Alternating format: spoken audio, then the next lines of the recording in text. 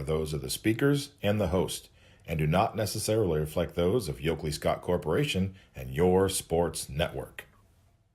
Yeah, I've been closer to Jesus before, so can you help me out? Oh, can you help me out? Am I on my own? Am I on my own? But can you help me out?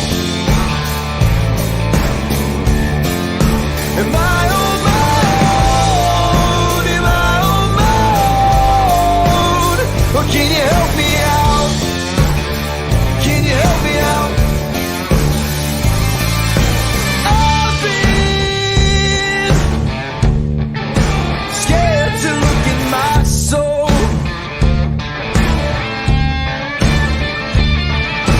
I've been afraid I would follow the road. Yeah, afraid of the things I've been told. Hello, everybody. Welcome inside a Wednesday episode of Running Point on YSNLive.com, brought to you by Greenwood Chevrolet in Austintown. Scotty Mincher on with me like he is every Wednesday. Thanks for coming aboard. Hey, Scotty, what day is it, Scotty? It is Wednesday. Hump day. Hump day. Hump day. Hump day. All right, so Scotty, how are we doing today? I'm doing great, man. I feel energized. You Gonna, officially moved from Browns to Cavs. That's good. That's good to see. yeah, even as unrealistic as it was, they were gonna, make something out of the season anyway. It's like this last weekend was like the final nail in the coffin. Because now, even if they won out, which they're not going to do, but even if they won out, they would still need a ton of help. So, What are they, 3-7? yeah, So a 10-7 record, you don't think would do it? I don't think it would. No, because they don't. The only tiebreaker they have right now in the AFC is over the Bengals because they won the head-to-head. But All right. Well, that's about it. So, so you're saying there's a chance? So you're saying there's a chance? I saw someone on social media yesterday had this like big like poster board layout of the way Iowa can get into the college football playoffs, and it's like, so you're saying there's a chance? Wow. Yeah, that must have been a really dedicated Hawkeye fan. Right. A lot has to happen. I bet. I'll just put it that way. A lot has to happen. Scotty, we have, for the first time on our Wednesdays for a while, we have games from last night to recap. Hoops is in full swing, and last night we had girls basketball action on a Tuesday, and we'll start with Canfield in Canfield playing one of the premier. This is a matchup between two of the premier programs in the area, Canfield versus West Branch. And Scotty, Canfield hit 10 3-pointers on their way to a 54-39 win over West Branch. And that's a lot of. Anytime you crack double digits, man, especially on the high school level, that's impressive. That's a lot of 3-pointers. Abby McElroy hit 6 of those. All 18 of her points came from behind the arc. Sophie Gregory had, I think 12. Chloe Dennison had 15 for West Branch. But when you're going up against a team that's shooting that well, hard to come back from that. 54-39. This is something that I don't think a lot of people saw. I mean, West Branch is opening the season now. They're 0-2 on the year and still looking for their first win. Yeah, it's a tough start. I guess the good news is that in high school is no matter what they're going to get, you get that tournament chance. Come playoff time. So that's always a good thing, but you always want to get off to a positive because you lose several games in a row, and I think it's like I think everything in any sport early in the season, things are always magnified, and at times that could mean things tend to get blown out of proportion, or they're made bigger than they should be. People kind of hit that panic button quicker than normal. But it's still, I think it's still important for West Branch to not let it, get to 3, 4, 5 losses in a row.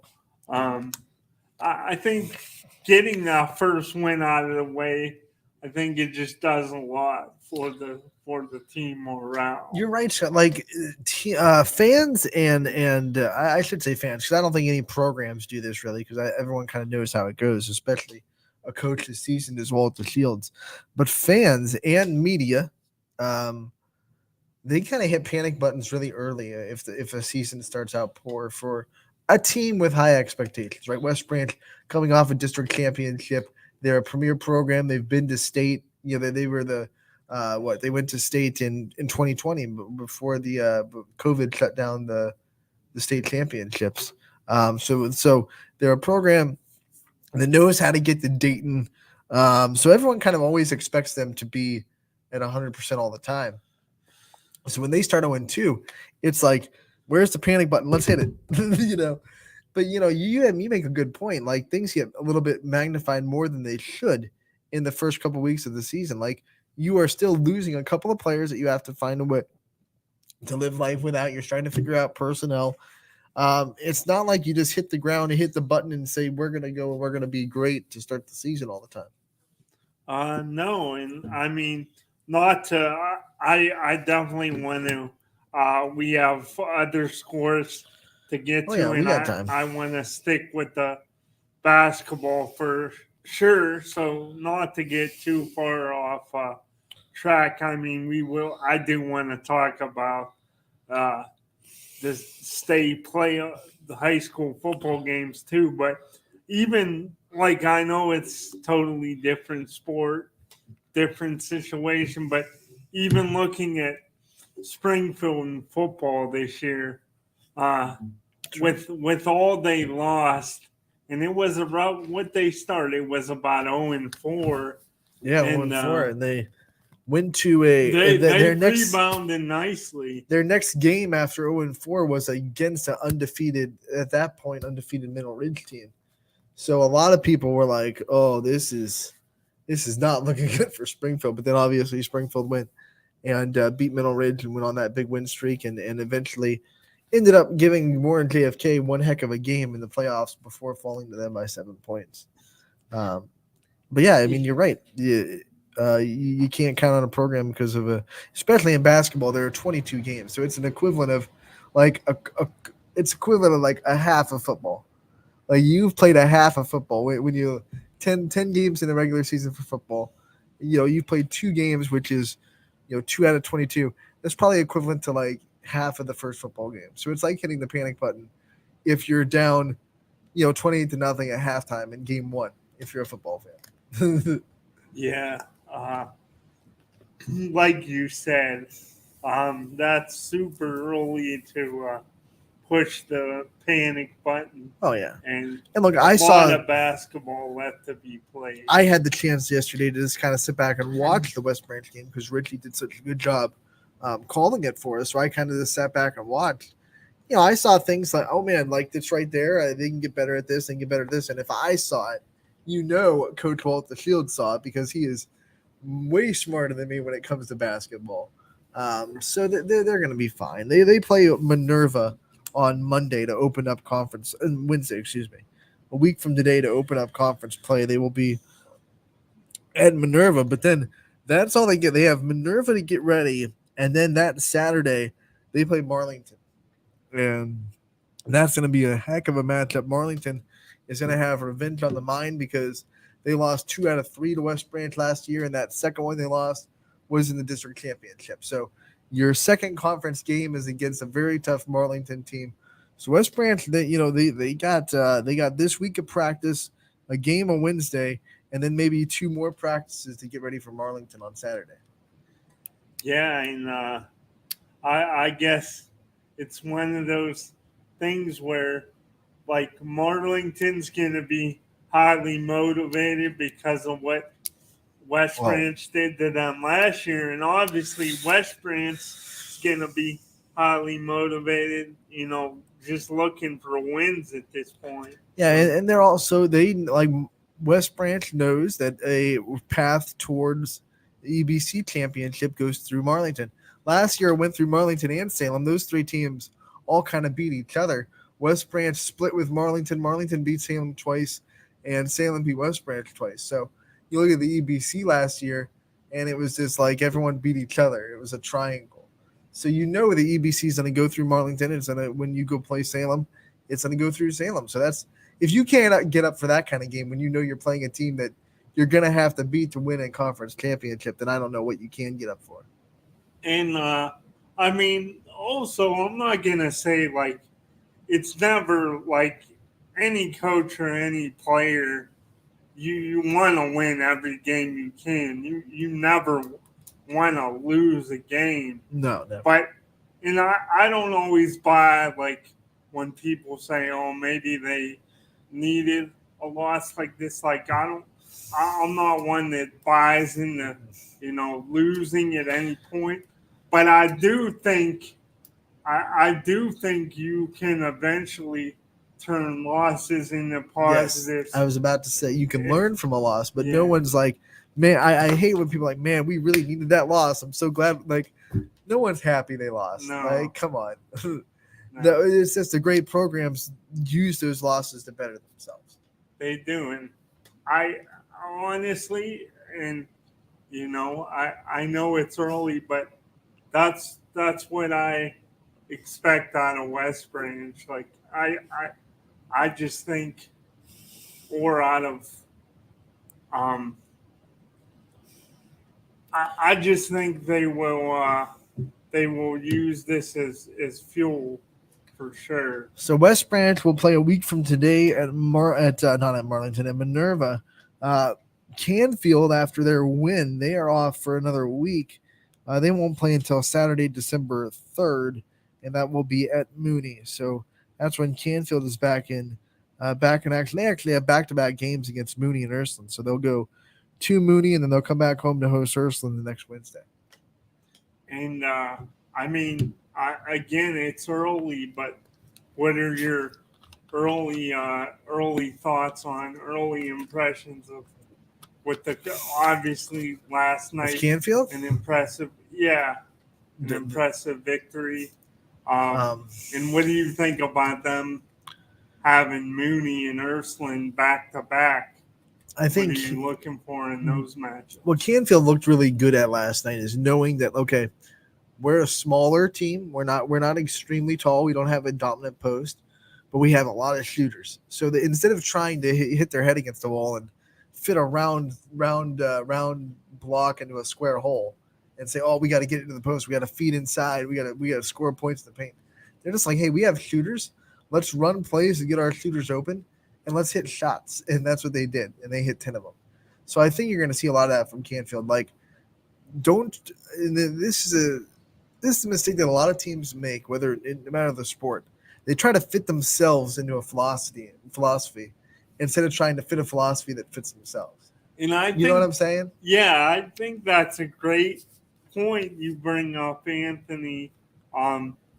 Again, it's just things that kind of pop into my head, so bear with me. But I think sometimes that's one of the biggest keys to success during a season in any sport is just, if you have an identity, knowing who you are, knowing yourself, and not trying to be something you're not. And I think, I'm not saying as far as the Browns go, they would have been great anyway, but I think, like, using the Browns as an example, I think at least a couple games early or on in the season, I think they could have went in their favor if they said, you know what, we know we're a running team.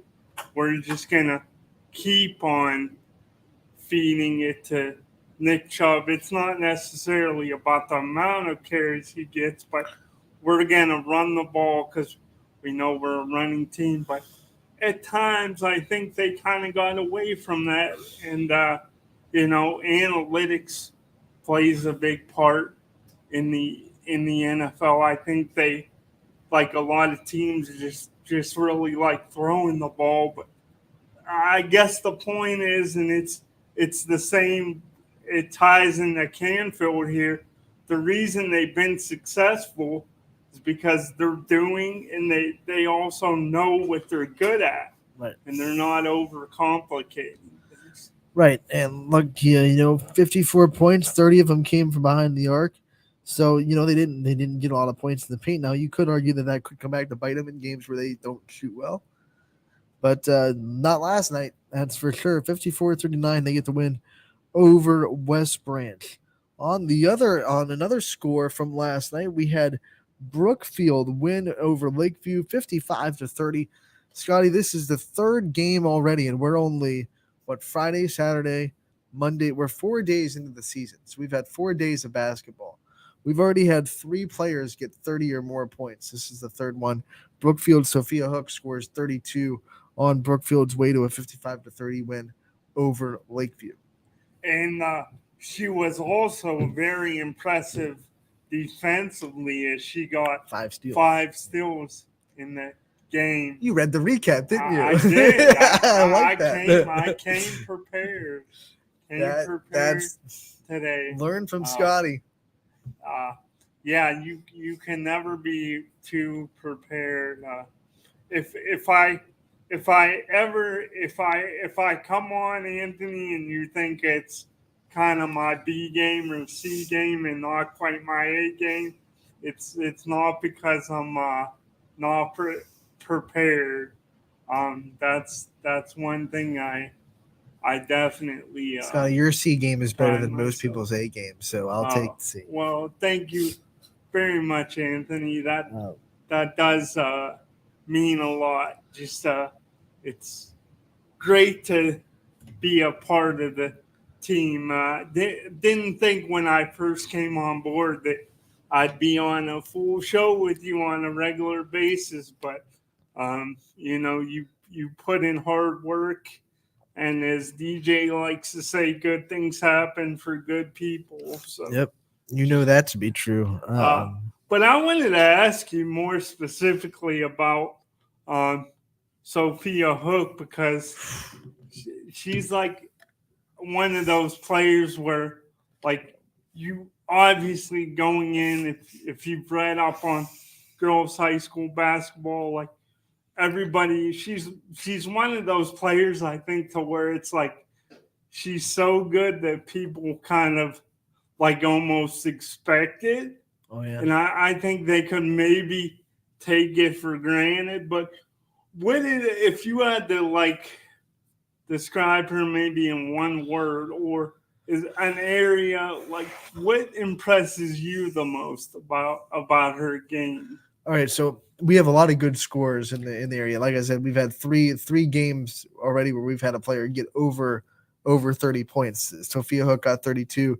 We saw freshman Addison Rhodes from Crestview get 33 on Monday, and then over the weekend, Zeta Creaky scored 44 against Lakeside to break Fitch's scoring record. That was actually Monday too, not over the weekend.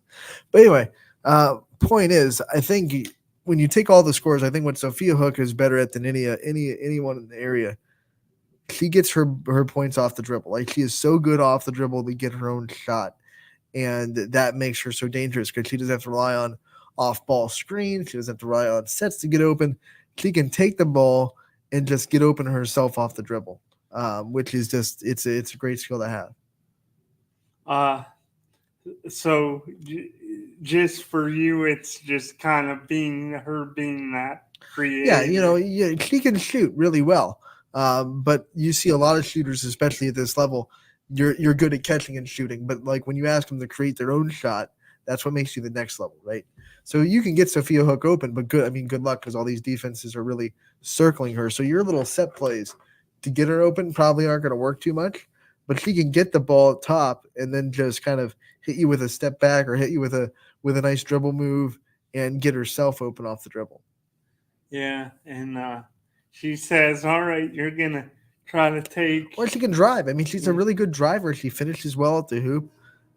She's physical for her size. She's not overly big, but she's good at finishing through contact. So she's just a good basketball player. I mean, there's no other way to put it. She doesn't slouch on defense either.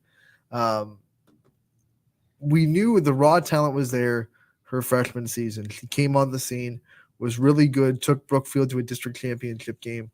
But now we're starting to see those little tiny skills and the fine details really fine-tune themselves to make her just a step above what she was when she was a freshman 2 years ago. What I think is going to be really fun is Brookfield's next game is Monday, and they go to Waterloo, take on the reigning WVAC champions. MV. Is that an M? It's supposed to be an M. Did I make it a W? No, it's M. MVAC. Oh, you're good. I just wanted to make sure I didn't make a typo. I was like, wait a minute. Why I said W. It's just an M upside down. That's all good. Yeah. But, the Scarlet tier. So we have Gray tier versus Scarlet tier on Monday, and Waterloo, really good basketball team. They lost to Alliance by 6. Not last night, but Monday night. So it could be a good matchup between Brookfield and Waterloo. Do you see it as either it's always, you never know going into a game, but do you see it as being close either way, or do you think it's it's case where it's gonna be close? Yeah. Because I don't know. Big question is Kara English going to be on the floor for Waterloo, because she had to miss the first game of the season against Alliance. So she'll make a big difference for the Vikings if she's able to be on the floor. But Sophia Hook, though, not bad when your team scores 55 and you got 32 of them. 2 of those. But Kaylee Wellman also had a double-double. So congratulations to her on a great first game, too. 12 points, 11 rebounds in the paint. When you have a guard like Sophia Hook, and then you have someone down low like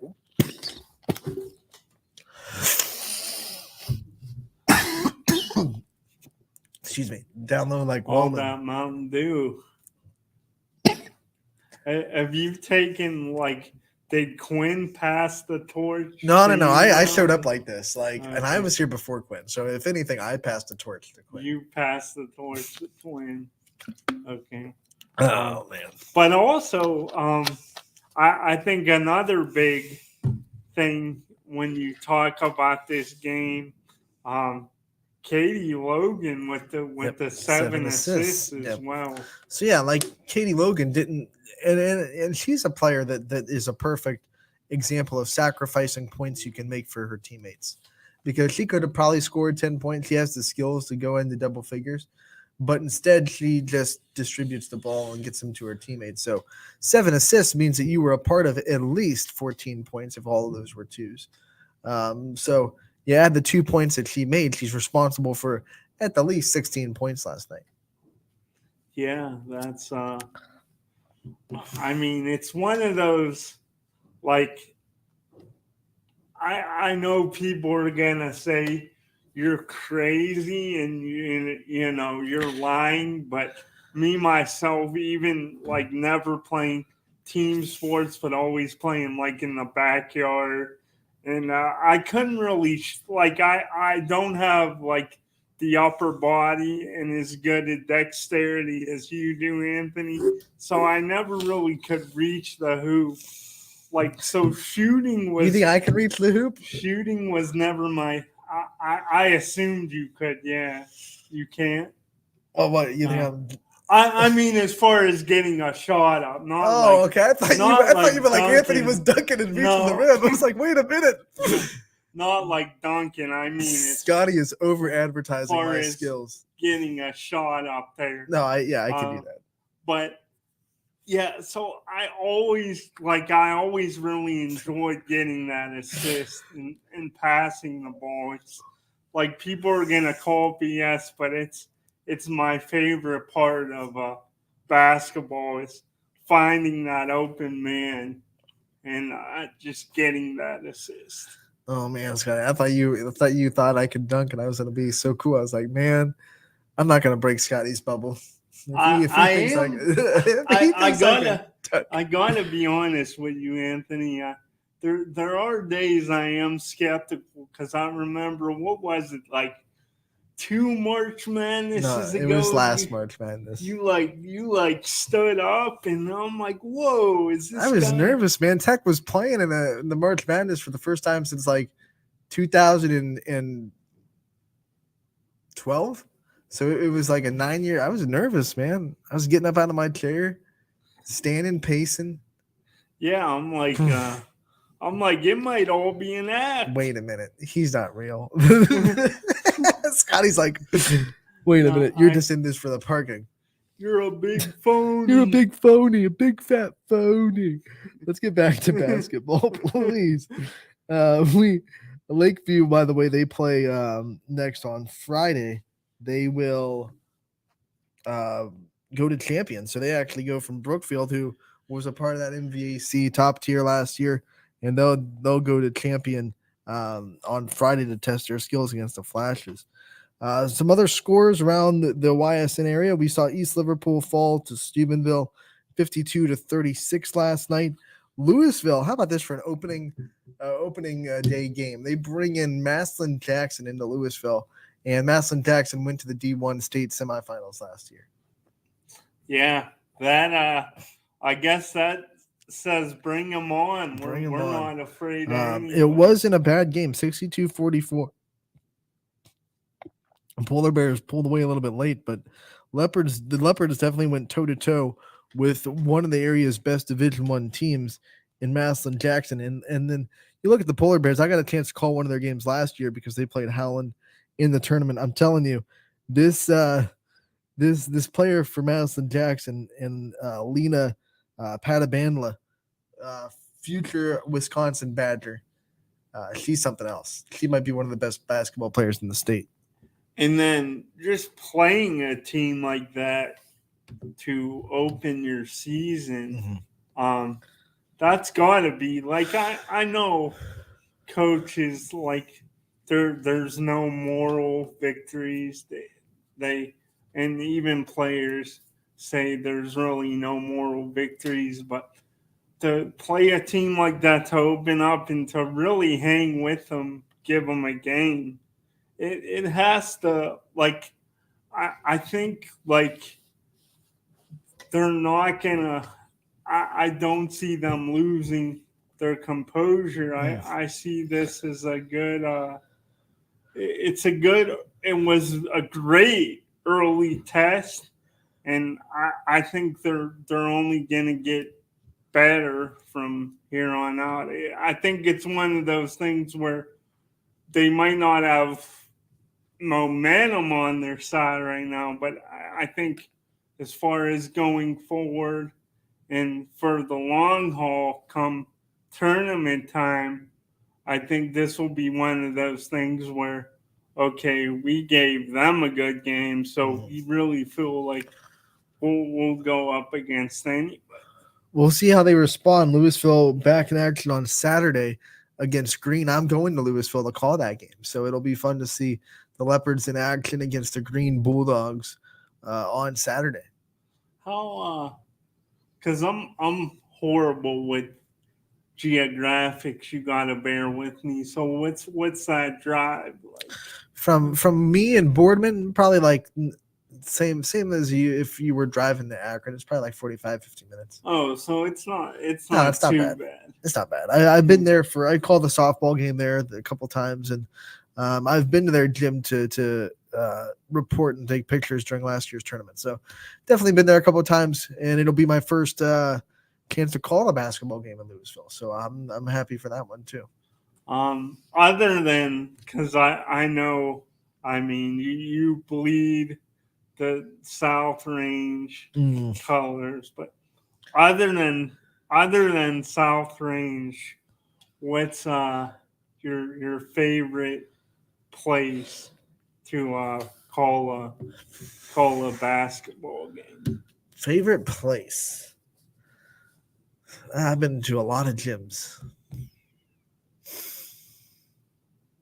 Or at least if you don't have a favorite, like a top 3 or something. The tournament sites were fun. Like going to Perry and calling a game in Maslin Perry was fun. Anytime you had to call the game at a tournament site, those were always fun times. Obviously, I do a lot of Poland games. So in the Poland Fieldhouse, that's fun place to be at. There's a lot of good places. I don't get to call games at Struthers because they have that locked down with a great crew for the Wildcats. But if you ever go to the Fieldhouse at Struthers, I mean, there's not a lot of better places to watch a basketball game. Well, have you been to the Fieldhouse in Struthers? Yeah. Have I been? I don't think I've been there. That's it. I'm taking you there this year. We're gonna take in a basketball game. All right. Because I'm telling you, the Fieldhouse popcorn hits different than any other popcorn you'll get. Really? Oh yeah. Best popcorn. It's the best concession stand popcorn I've ever had. I wouldn't say it's the best popcorn I've ever had, but it's definitely the best like high school basketball concession stand popcorn. Okay, and I love poppy. They also have cotton candy at the concession stand too. Oh man, get all hyped up on sugar. Yeah, I'll have Scotty falling out of his chair by the end of the game. I'm all hyped up. On cotton candy, man. Let's go, Turbo. Scotty's running down the court. Someone stop Scotty. We still on to call a game together this year? Absolutely, man. Wherever you want. Like, you want to come to South Range with me? That's cool. Up in that mezzanine. I'd be down for that. Real quickly, because I do. If we have time, I don't know. We have time. We're good. We still have that half an hour. You had anyone coming on today? Nope. I have if we need it, there's a interview we can play, but if you want to talk, we're good with that too. I do want to get to the football matchups, but first let's finish our basketball scores and then we'll get to football. Yeah. Sound good? And I guess well I have the thought in mind. We all know about the juggernaut that South Range has been on the football field this season, but what are your early thoughts, boys and girls? What are your expectations early on in the season for South Range people? Scotty, it's funny you mentioned that because the perfect segue is the South Range basketball score from last night. Their girls traveled to Ashtabula County and close game with Edgewood. Edgewood eventually won 51-41 in this game. But there you go. South Range girls do open the season with a loss to Edgewood, and it's our first chance to kind of get introduced to Edgewood basketball as a member of the Ysn family. It's tough to go on the road that far away for your first game of the season. We'll dive into some stats for Edgewood real quick because it was an 11-11 game after one quarter. It was 23-21 Edgewood after the halftime. Big third quarter from Katie McCollister. Big first half from her. She had 11 points in the first half. Big second half because obviously when you have someone that scores that much in the first half, your defense is going to lock down on her and try to focus on her. Well, then Casey Kanicki came in the second half. She finished the game with 23 points. And then Annie Johnston also in double figures with 12. So Edgewood had 3 players in double figures for them, and they got the win. They'll continue their season on Friday. They travel down to Cheney. So they'll be in Cheney on Friday. South Range has their home opener on Monday as they host Boardman. Cheney Friday. Yep. Edgewood at Cheney on Friday. And South Range at home on Monday against Boardman. Do you think, obviously, Edgewood with the early season win, but do you think the fact that Edgewood, they had players go, especially Katie McAllister with the 11 in the first half. 11 in the first half, and then when the defense focused in on her, she had teammates to step up too. But do you think the fact that South Range, even though they lost this game, do you think they could take a positive from it Well, as yeah, far look, as South Range is going to have a tough schedule. They put together a schedule, that tests their program every year. Last season, they were I think they lost 7 regular season games and still got a couple of tournament wins before falling to Waterloo. So their schedule is always going to make them ready for tournaments. They're going to lose a couple, as is how their schedule goes. I mean, they're going to play a really tough Christmas tournament come Christmas time. Obviously, they play in the NEH. They have to play Struthers twice, Poland twice, Girard twice, Jefferson twice. Niles, who's already 1-0, they have to play them twice too. So they have a tough schedule, and to think that they're going to come out of that, unscathed, is a little bit too high of expectations. Yeah, it's like one thing I think Coach Fitchell is going to be a little they're going to work on is their team has always been good at defense. They want to hold teams under 40 every game, and 51. If new breaking news, 51 is not less than 40. So they're going to go back into the lab and work on defense and making sure that they're keeping teams to that mark that they want to do for their goals. And I mean, it's really, I don't know if necessarily in basketball, because you've seen so many teams now with the ability to shoot the three, and you mentioned, I think it was Brookfield that had the 10 threes? Or Canfield. Yeah. Even the Canfield pouring in 10 threes. You definitely, a lot of times you win because of that, and Canfield was hot, and they were able to get the victory last night. But I mean, it might be, stating the obvious, but if you could really defend, I mean, you're gonna be in every one of these games. I guess what I'm saying is I'd almost rather have the great defense. If I only had to pick one, I'd rather have an identity as being a great defensive team over being a great shooting team or 3-point shooting team. Well, I mean, you saw it last year with Salem. There were games where Salem would score 35 points and still win by 12 because their defense was just that much locked down. They only gave up an average of 33 points per game last year. So defense can win you a lot of games. Salem proved that last year for sure. Let's take a break, and when we come back, we'll talk about some state semifinal football. Sound good, Scotty? Oh, that's great. Been waiting all show to get into this. I see that look in your eye. Your eyes are still glowing from that huge South Range win against Perry. It was a big one for my alma mater. We'll talk about South Range. We'll talk about Jefferson. We'll talk about JFK. We'll talk about Canfield. All 4 of them with a chance to punch their ticket to the state championship this week. We'll be right back on Running Point, brought to you by Greenwood Chevrolet in Austintown. 21 News delivers the news as it happens, using the latest technology from where it happens. Live here outside the Mahoney County. On air, online, Wednesday afternoon weather update. Very dangerous. and on the 21 News social media platforms. I'm on the road right now. 21 News, the Valley's only locally owned source for trusted news since 1953.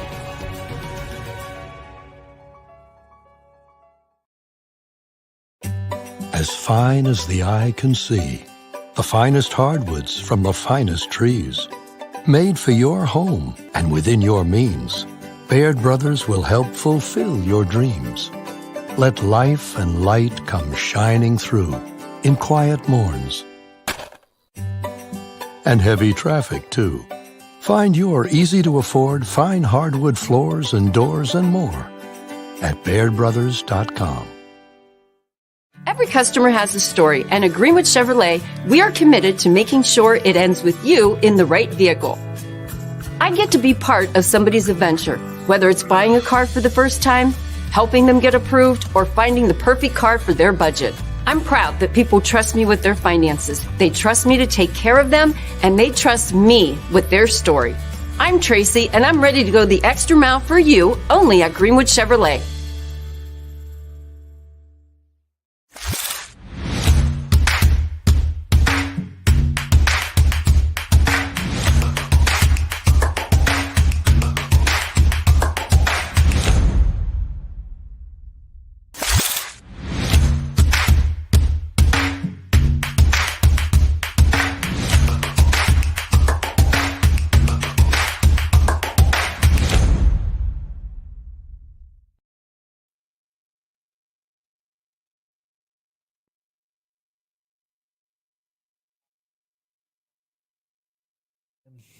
Didn't turn my mics up. Welcome back to Running Point on ysnlive.com, brought to you as always by Greenwood Chevrolet in Austin Town. Anthony Hartwig here with Scotty Mincher. And Scotty, been itching to talk about these football teams. I know it.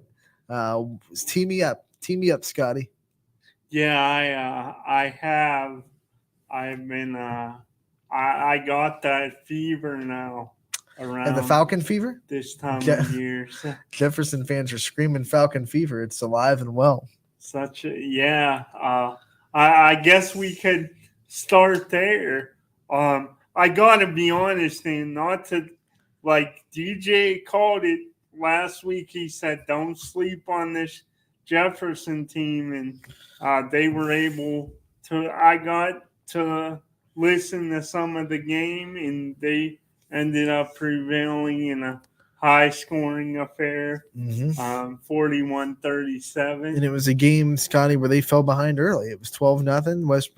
West Branch scored in their first two possessions, but they just slowly but surely kept pace with the Warriors and looked for that one break, one slip in that door, and they finally got it with forcing West Branch to punt. And then, of course, Grant Hitchcock ran back a 75-yard punt return to give Jefferson that lead later in the game. They really you talked about getting the one break after West Branch got off to that hot start. But unfortunately for West Branch, they just let Jefferson hang around too long. They did, and I was talking about it with Ty on Monday. It was like they lost by 4. And their first 2 touchdowns, they went for 2 and missed them both. So they get those 2-point conversions. That's 4 points right there. Yeah. It's 41-41. Yeah, it's a tie game, and by the way, you might have wrote a different story. 41-37 is a very odd football score. That doesn't pop up a lot. 41 doesn't pop a lot in football. 37 doesn't really pop up too much in football either. It's not exactly easy to get 41-37. No, like it's almost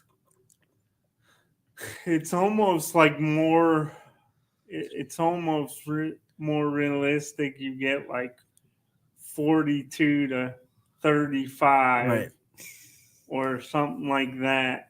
But I guess speaking from a Jefferson perspective and for Jefferson fans and the coaches and players, I gotta be honest and like not to take anything away from Jefferson, because they've had a marvelous run, marvelous season.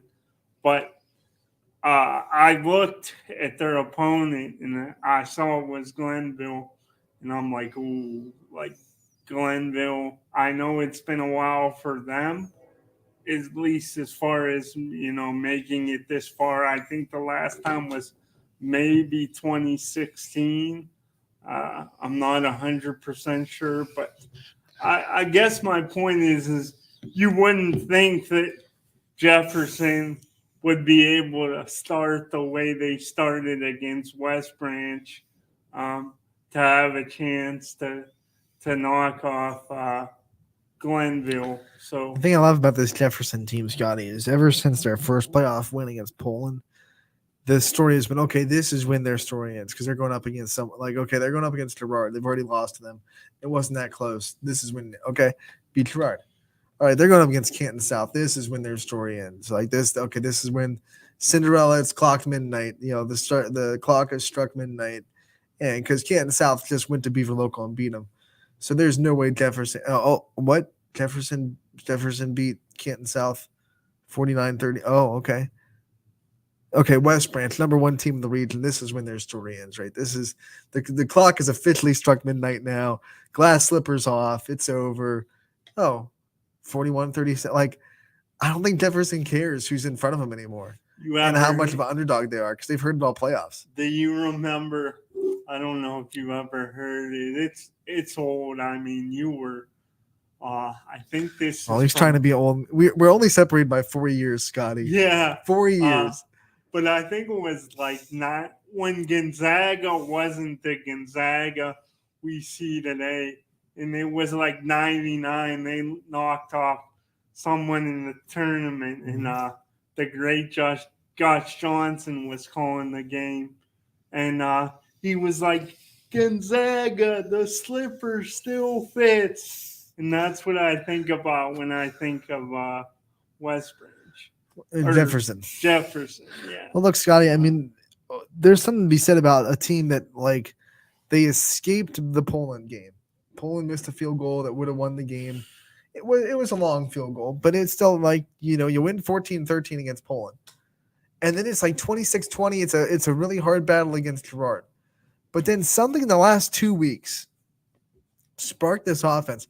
It's supposed to be harder to score as you go into the playoffs. You're supposed to be playing better and better defenses. But here it is, 14 in the first game, 26 in the second. But then in the last 2 weeks, the regional semis, the regional final, 49-41. Yeah. They scored 90 points in 2 games in the regional semifinals and the regional finals. That's not supposed to happen. It's supposed to be the other way around. You're supposed to score a lot of points in the first 2 playoff games, and then your offense is supposed to slow down in the second 2. Yeah. And they just have Grant Hitchcock is this kind of another gear. Grant Hitchcock, Trent Hodge, and then a guy that not as many people talk about, but Jake Funtash. They've all just said, okay, we're gonna put this offense on our back and we're gonna go score. I mean, you look at that Canton South game. Hitchcock ran for 191 yards, scored 6 touchdowns on the ground, only had to throw the ball 5 times. We know he can throw, but when that Jefferson's offense is rolling like that on the ground, why even bother? It was kind of the same story with West Branch. He didn't have to throw too much because they were so efficient on the ground. If this Jefferson team runs like they have the last 2 games, they can beat anybody because a good run game is an ultimate equalizer. If maybe the talent is not exactly even, you have a good run game, it doesn't really matter. It travels. Run game absolutely travels. And it's not as affected by weather either.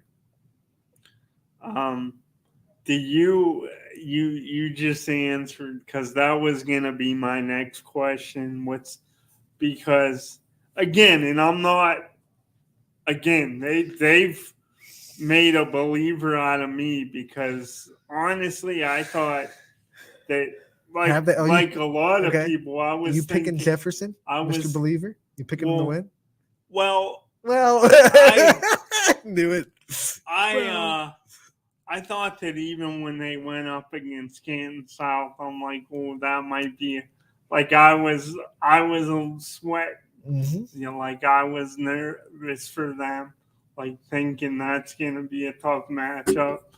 And then West Branch, I like because of the success they had against Canton South, like I figured, I'm like, well, they're gonna be ready to play.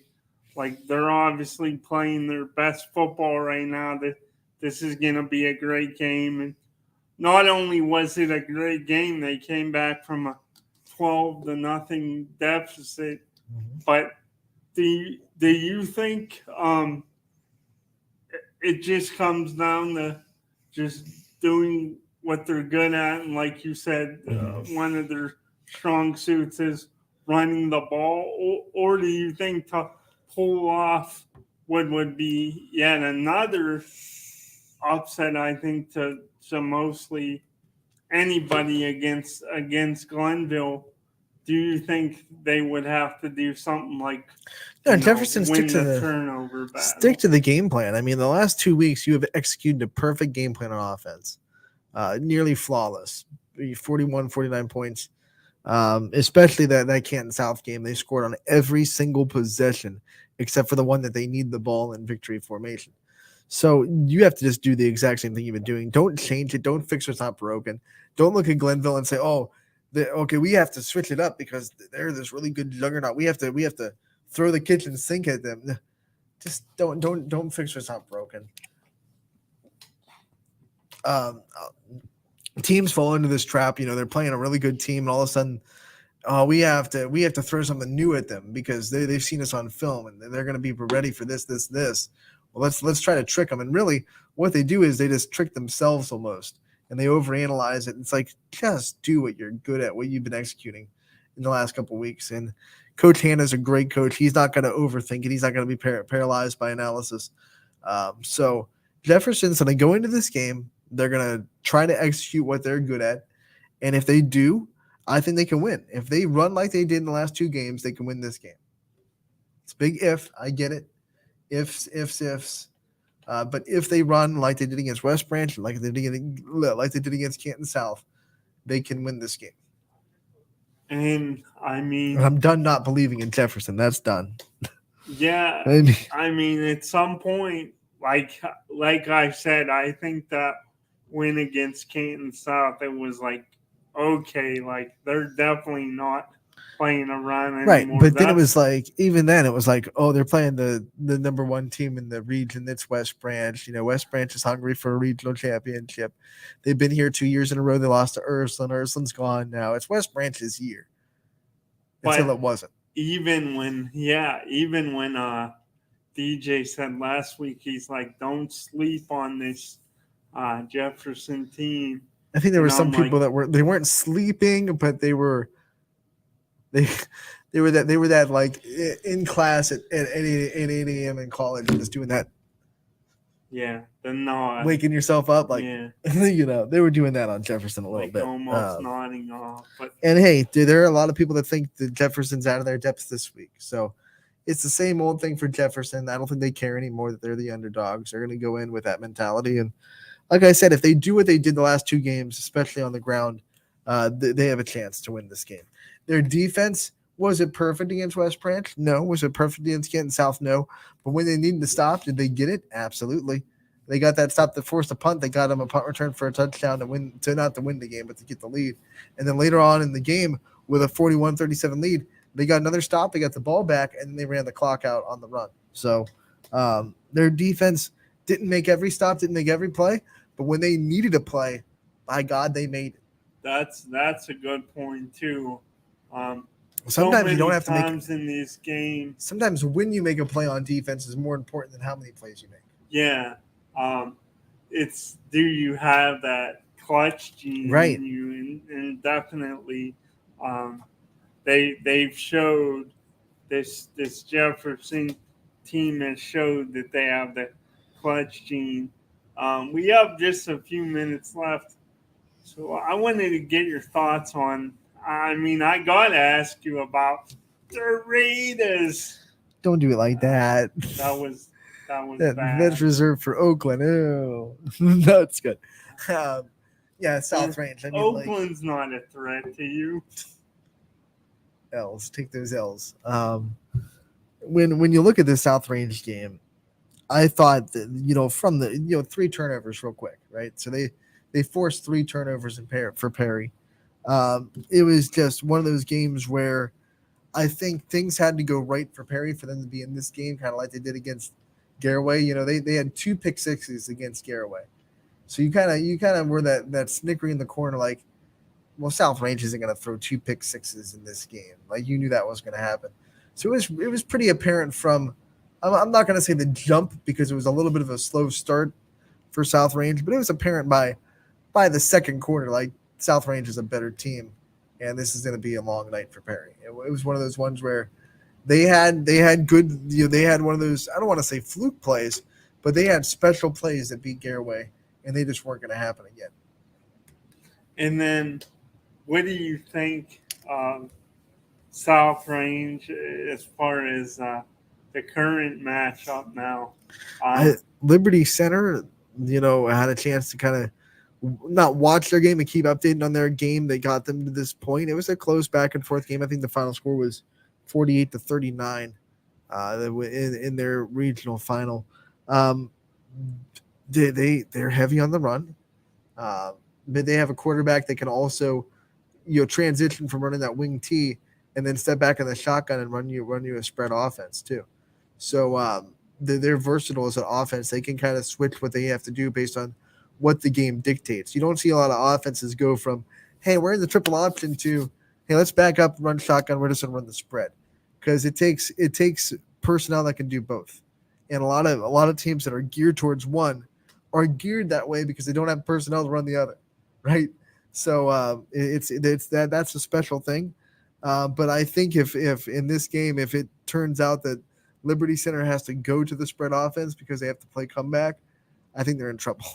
I think they better win this game. I don't want to put words in his mouth, but I get the feeling from talking to DJ about this game, I get the feeling that he thinks that, even if South Range does, and I know I'm not gonna say the word, but let's say worst case scenario, he sees it even if they don't play knocking on wood for you, Scotty. Their A game.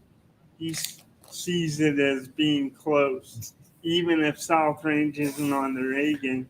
But I get the feeling that he also thinks that maybe South Range hasn't even, reached their full potential yet in these playoffs. And I'll say this: if this game is one-sided, it'll be one-sided towards South Range. That's where I was getting. I think South Range is more. When you look at they're more geared than Liberty Center to blow somebody out. So, I think if it's one-sided, it's gonna be one-sided towards South Range. You will not. I can't guarantee anything because football is crazy. Anything can happen. I don't think. Excuse me, I had a little bit of a half burp. Didn't come out. It just got stuck in the diaphragm there. Anyway, I don't think you're going to see a blowout go the way of Liberty Center. I think if they were able to win this game, it would be close. They would have to keep it close. Their run game would have to slow the game down a little bit. I don't see a blowout going the way of Liberty Center. I see if it's one-sided, it's going to go the way of South Range. South Range can win a close game. But I think it could, if it's going to be a blowout, it's going to be South Range's blowout. What do you think about as far as JFK goes? The Eagles talk about clutch team going up against. I don't really know much about North. Well, remember this is the team they played last year in this game in a snowstorm, and fell to Newark Catholic. But a lot of people kind of think that, the weather obviously made that game a little bit crazy, and things happened in that game that wouldn't happen in a normal weather game. Now, it's not going to be like beautiful out on Friday and Saturday, but it's not going to be a blizzard snowstorm either. So it should be a clear day, but we're going to see these two teams on an even playing field without weather being a factor. Newark is definitely a great school. They've been to the state championship, state semifinals, I think. I think this is their third straight trip to the state semis in the Final Four. The Green Wave, they're going to be coming. So Warren JFK, I think their defense can definitely keep them in this game. The question is, can their offense keep making those big plays and big moments? And we only got a minute. Real quick, what about Mike Pavlansky's bunch in Canfield? They're the team that they're like everyone. Like JFK is kind of like the clutch, right? And then South Range is the jackhammer. They're beating people up. Canfield is like the juggernaut in the character in X-Men, where they just boom, boom, wall, boom. They're just running through brick walls because they're so physical. They're so dang physical. They find ways to win. They were stopped for most of the game on Friday, but then they find Danny Inglis for a 50-yard run down the sidelines to win that game 14-7. No, Canfield, they're going to be fine. I think if I had to pick one team that I think has the biggest chance to win this weekend, it would be Canfield, in my opinion. Really? Over your Holy alma name? mater? Yeah, I think the biggest chance to win, Miss Canfield. Very interesting. But I like you said, they've been super impressive. All right, before we get out of here, let's go over the games on the network tonight. We do have basketball in action. We'll have 5 games on the network. Canton Valley, I almost said Canton Valley. Canton Valley traveling to Southern. Larry Scragg will be on the call. 6 o'clock tip-off there. Middlefield Cardinal traveling to LeBray.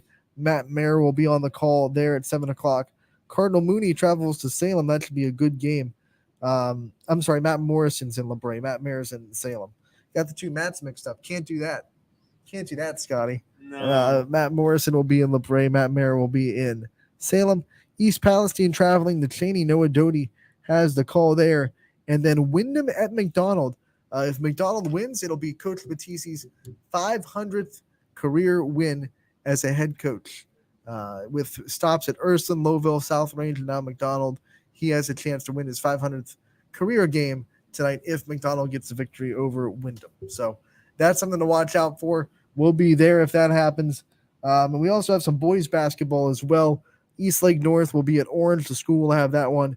And then David Williams will be in Hubbard as the Eagles welcome in Matthews to open the season as well. So that's hoops to look forward to tonight. Scotty, thank you so much for popping in on Running Point today. We'll be back tomorrow from 1 to 2 with more basketball previews, recaps of tonight's action, and we'll probably talk about the state semifinals just a little.